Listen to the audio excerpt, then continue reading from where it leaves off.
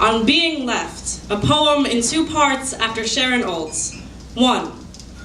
Everything is cold. The world outside with its January and early night, my body, the skin you knew only as warm and naked, and you, telling me that we, the 10-month belly laugh, are done now, fading into only stomachache. And I'm staring at the glove compartment, because we're in your car, because you cannot face me as you say this, and it's funny, us, the entirety of it, every word we ever said to each other could fit in this box in the dashboard. You could pull it out like a handgun.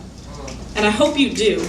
It will be the security of knowing how easily you can leave love, hold it, consider it from every angle, and then drop it into the confined black.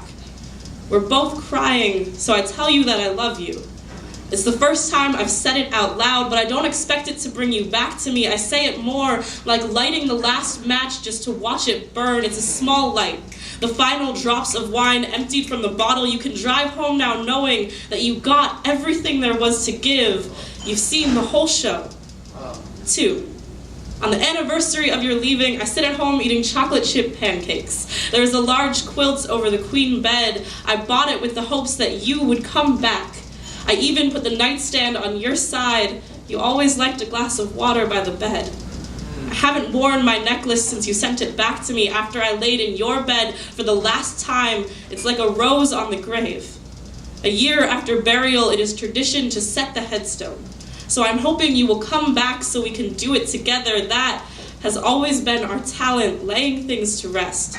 But I haven't seen you since that night, and so every time I picture your face, you're crying. And I imagine that you have been crying for a year, and I have been crying for a year, and Minneapolis is a lake, and St. Paul a lake, and we could be pushed together like currents, but really, it's January.